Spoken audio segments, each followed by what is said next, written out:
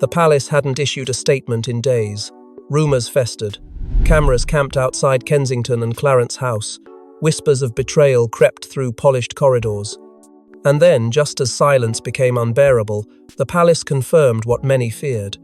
Camilla had made a move so cold, so personal, it would ignite a storm, one that Catherine never saw coming. Before we go deeper into what this really means for the royal family, make sure to subscribe so you don't miss a single update. The official statement was clinical, almost dismissive. Changes have been made to event delegation. But to those paying attention, the shift was seismic. Catherine, Princess of Wales, known for her years of advocacy for maternal health, mental well-being, and early childhood development, had been removed from a series of public engagements that once defined her role. The palace offered no apology, no justification, just a cold rerouting of duties that left more questions than answers. Observers were quick to note her sudden disappearance from public view, and the timing felt intentional. She had appeared visibly shaken at her last engagement. Some said pale, others said withdrawn. Now, in the wake of the announcement, royal watchers were left to speculate whether the strain had finally broken through her famously composed exterior. Inside, sources began to leak unsettling details. The changes to her schedule had not been requested, nor had she been consulted. In fact, they said, Catherine learned of the shift from a private aide, not a senior royal, not even William. And behind the curtain, one name was whispered over and over again: Camilla, the Queen Consort, wielding increasing influence over public-facing matters, had allegedly authored the changes herself. If true, it meant this wasn't just a procedural update, it was a personal maneuver, a calculated erasure. Catherine's most meaningful causes reassigned, her visibility reduced, and worst of all, her voice so carefully earned over a decade suddenly silenced. William, blindsided and furious, would later describe it as a betrayal not only of his wife, but of the Crown's moral compass. But the seeds had already been sown. The institution, once a fortress, was cracking from within, and for the first time in decades, it seemed the war wasn't coming from the outside press, it was erupting behind palace walls. But this wasn't just about a calendar change. What Catherine discovered next revealed the full scale of Camilla's plan. It wasn't just one event, it was every engagement tied to mental health, motherhood, and women's initiatives stripped from Catherine's schedule in a single sweep. Sources say she stared at the revised itinerary in disbelief. The symbolism was chilling. Camilla hadn't just cut her out, she had erased her influence. What had once been Catherine's signature platform, her identity as a modern royal, was now repackaged under a different name. Public-facing programs she had painstakingly cultivated over years were abruptly labelled as Camilla-led. There was no announcement, no transition of responsibility. It happened in the shadows. Invitations rescinded. Appearances reassigned. Panels she was meant to lead now bore Camilla's crest instead. And when Catherine's office sought clarity, they were met not with answers but with silence. Multiple insiders confirmed that not a single meeting had been held with Catherine beforehand. The decision, they said, was deliberate, a complete override. And that silence was compounded by an image Camilla at a press event days later, grinning beside senior royal staff, her smile interpreted by many as something far more than diplomatic. It didn't take long for speculation to swirl. Had this been the plan all along? Was Camilla now positioning herself as the senior female royal voice on causes that Catherine had brought into the spotlight? And if so, why now? Catherine's team reportedly scrambled to reverse some of the changes, appealing directly to private secretaries and senior advisors. But the response was icy. Royal aides deflected, redirecting responsibility. The machinery of the palace had closed ranks, and in the aftermath, Catherine disappeared from view. For 3 days, no public sightings, no updates, no responses. Those close to her described it as a period of stunned silence, not from weakness, but from heartbreak. This wasn't politics. This was personal. Everything she had built, everything she had stood for was being rebranded in real time. And yet, in the echo of her absence, something else stirred. A quiet fury. Because while Catherine retreated into silence, one figure in the royal family was preparing for confrontation. But while Catherine tried to process the loss quietly, one man refused to let it go unanswered. He didn't raise his voice. He didn't slam a door. But when William found out, his rage was unmistakable. "She has crossed a line," he said to a senior aide. And with those 7 words, the heir to the throne turned his fury inward, toward the very institution he was born to inherit. The news hadn't come from the palace. It came from a loyal staffer, visibly shaken, who had seen the revised public calendar before it was even distributed. William's eyes locked onto the page, scanning for Catherine's name. It wasn't there. Not once. Not under wellness. Not under motherhood initiatives. Not under anything that had long been her cornerstone. What followed was a silence far more menacing than a scream. William walked straight to Catherine's private study and simply said, "We don't let this stand. Not again. No more turning the other cheek. No more swallowing betrayals in the name of unity." Within hours, he summoned an urgent meeting with Charles and Camilla, closed doors, no aides. And once inside, there was no polite buffer. "What does this accomplish, humiliating my wife?" he asked. Camilla, unmoved, reportedly replied, "We all must learn our place." A challenge. Charles tried to speak, tried to soothe, but William had already risen to his feet. "This is not leadership," he said. "It's sabotage." He walked out, the room frozen behind him, Charles calling out, "Don't escalate this." But the truth was, escalation was inevitable, because the palace had just declared war on the one person William would burn everything to protect. Buried in the internal communications archive, royal aides uncovered it. A private memo circulated weeks earlier marked "Operational Shift, Public-Facing Female Engagements." The signatory? Camilla. The implication? This wasn't impulsive. It was calculated, planned, quietly approved. And now, dangerously exposed. The language was sterile, almost bureaucratic, streamlining presence, unified voice, elimination of redundancy. But the message was unmistakable. Reduce Catherine's role, increase Camilla's visibility, and reorient the monarchy's public image around the Queen Consort. The memo had been copied to Charles, his initials reportedly noted beside the line item. But there was no record of protest, no notes, no questions. His silence spoke volumes. Most disturbing of all, William's office had been completely excluded, a deliberate omission, one that ignited suspicion across every hallway and office within the palace. Tensions flared behind closed doors.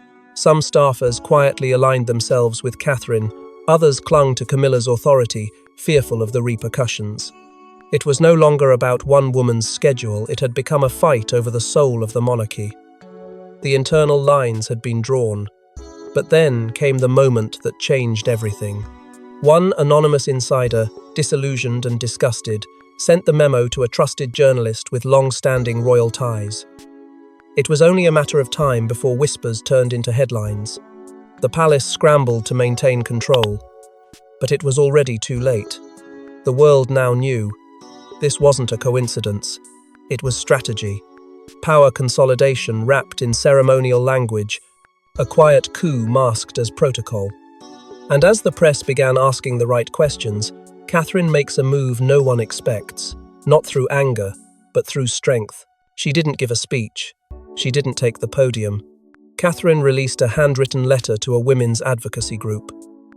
No embellishment, no royal seal, just truth and heartbreak. In 600 words, she told the world everything without naming a single name. And the final line? It shattered centuries of silence. The platform she chose was no accident. It wasn't a glossy magazine or a staged interview. It was a grassroots, women-led initiative she had championed privately for years. And when the letter appeared on their website, everything changed. Catherine wrote of sleepless nights, and the invisible weight of expectation, of being watched, judged, and slowly erased under the guise of duty. She never accused. She didn't need to. Her words bled with the kind of pain only lived experience can carry. She spoke of the internal harm that silences even the strongest among us, and how tradition, when wielded without compassion, becomes a weapon. The phrase that echoed across every screen was simple: emotional destabilization masquerading as tradition. In one sentence, she had not only exposed her own suffering, she had named the system itself. And then came the final line, a whisper louder than any scream: "If protecting my children means leaving tradition behind, I will." The impact was instant. The charity's website crashed within the hour. News networks broke their scheduled programming. Celebrities, activists, and even foreign heads of state began quoting her words. What she wrote was more than a confession. It was a declaration, a turning point. Not just for the monarchy, but for every woman who had ever been told to be silent for the sake of decorum. In the hours that followed, neither Charles nor Camilla appeared publicly. No statement was issued, no spin was offered. The palace went dark, its silence now deafening. But while the world celebrated her courage, inside the palace, the monarchy was coming undone. The most trusted allies of the monarchy had remained silent until now. Princess Anne, known for stoicism, Prince Edward, known for diplomacy. Both stepped quietly into William's corner. And in royal politics, silence is power. But when they spoke, everything shifted. The visit was unannounced. No security fanfare, no cameras. Anne arrived at Adelaide Cottage alone. What passed between her and Catherine remains undisclosed, but insiders say the meeting lasted nearly 2 hours. When Anne emerged, her expression was unreadable, but her loyalty was no longer in question. Days later, Edward was seen leaving a private meeting with William well past midnight, his face tense, his departure guarded. For a family obsessed with routine, deviation meant everything. The staff noticed it first. Conversations quieting as Camilla entered a room, long-time aides reassigning themselves to different duties. Camilla's once tight circle beginning to thin, one absence at a time. Then came the shift from Anne that no one expected. While presenting an award at a military event, she paused her prepared remarks to speak of Catherine. "Resilience," she said. "And grace under pressure, those are the marks of real royalty." She didn't elaborate. She didn't have to.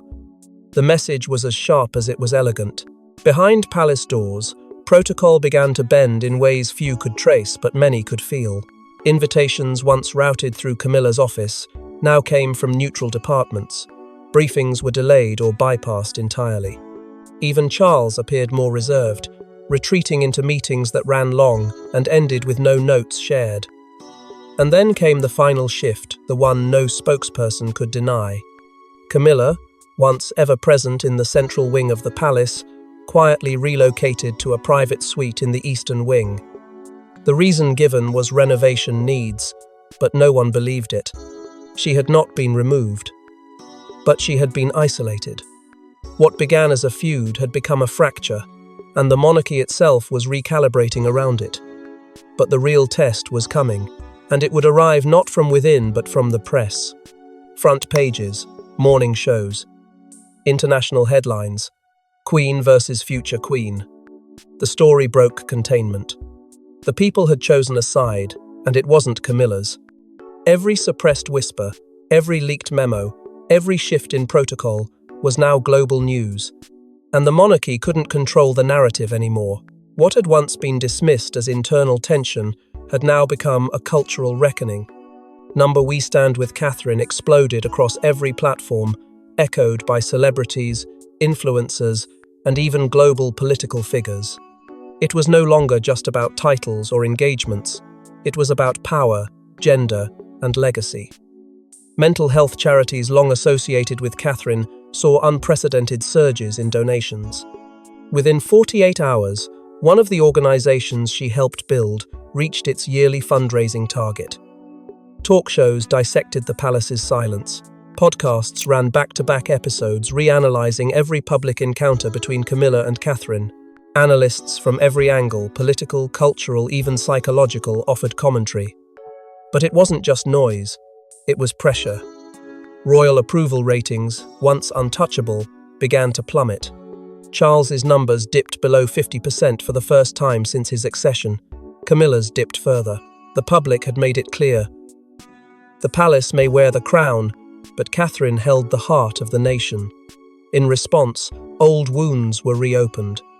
The press, sensing blood, revisited Camilla's past from her affair with Charles to the cold years that followed Diana's death. The headlines grew harsher, comparisons more brutal. Editorials no longer asked if Catherine had been sidelined. They asked why and demanded accountability. Yet through the chaos, William and Catherine made no public comment. They didn't need to. Their actions spoke volumes. Days after the media storm broke, the couple was seen leaving Windsor together, heads high, hands intertwined, smiling.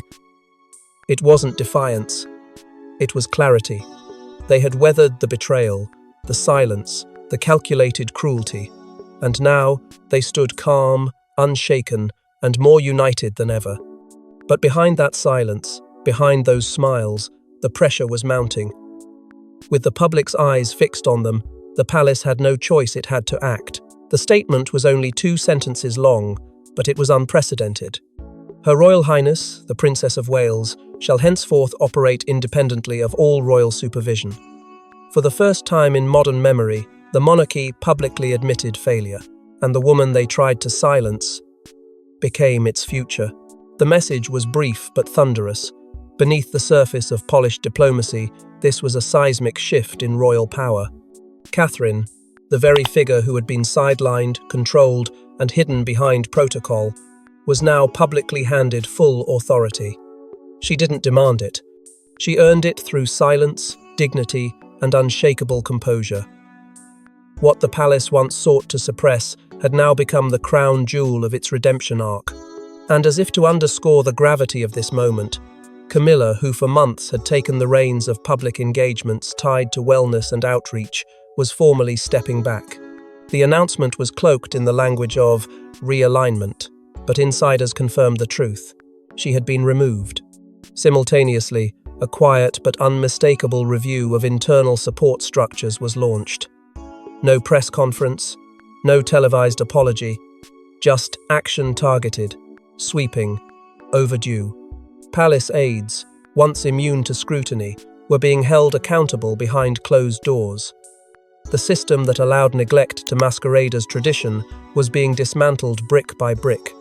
And though no names were spoken publicly, the fingerprints behind this transformation were clear. Princess Anne, ever the silent guardian, and Lady Louise, the unlikely but rising royal voice, had made their presence known. Their behind-the-scenes influence was decisive. Anne's visit to Catherine weeks earlier wasn't symbolic, it was strategic. Louise's loyalty, once quietly dismissed, was now a force shaping the future of the crown. But the moment that made history wasn't the reform, it was the reunion. William and Catherine appeared side by side at a youth mental health event days later, not with triumphant fanfare, but with quiet confidence. No statements, no confrontation, just unity. Their image alone reversed the narrative. The firm that tried to fracture them had now become the stage upon which they stood, stronger than ever. Camilla, meanwhile, vanished from view. No royal appearances, no briefings, just silence. And in the echo of that silence, a message rang loud and clear. The era of quiet suffering was over. The future of the monarchy would be led by strength, not submission. But beneath the triumph, one final question remains, a question that haunts the walls of Buckingham. This was never just about Catherine. It never is. Her pain cracked something open, something deeper than monarchy, deeper than protocol. As the world watched her lead a new initiative titled Resilience Through Silence, one truth became clear. She hadn't just survived the system, she had reshaped it. What began as a tremor of quiet resistance had become an undeniable wave of reckoning. No titles were revoked, no declarations made. But Catherine's presence, her message, her movement was louder than any royal decree. This was not about reclaiming a role. It was about rewriting the very rules of what power looks like within the crown. Her new initiative didn't come with fanfare. It launched with a single message delivered not through the palace, but through a coalition of trauma experts and women's advocates who had walked the path of silence before.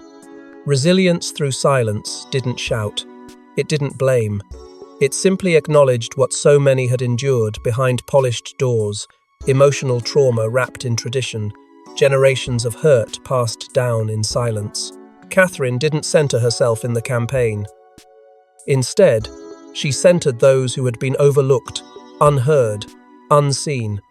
Survivors of institutional betrayal, families torn apart by systems meant to protect, people who never wore a crown but bore invisible scars.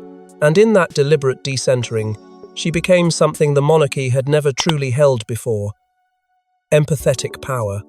The public responded not with applause but with action.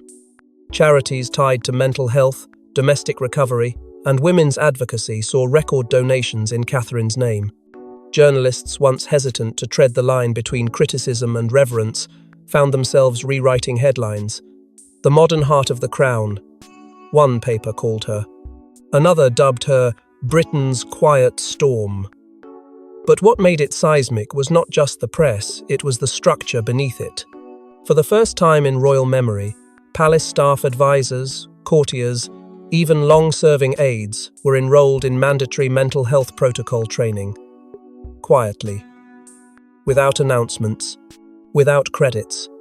The same walls that once suppressed suffering were being recalibrated to recognize it, not because they were told to, but because one woman refused to pretend anymore. Meanwhile, the figures who once shaped the narrative fell into silence. Camilla, absent. Charles, retreating from weekly appearances, releasing only carefully worded statements about internal recalibration. There were no grand apologies. There didn't need to be. The absence itself was the confession. The monarchy had not collapsed, but it had bent. Bent toward change, toward truth, toward survival on new terms. Because the truth was this: Catherine's resilience didn't just inspire the public, it exposed the illusion of control, and in doing so, it forced the palace to evolve, not through scandal, through example. This wasn't the story they wanted told, but now that it's out, it cannot be buried again. Thanks for watching. Don't forget to like and subscribe, and we will see you in the next one.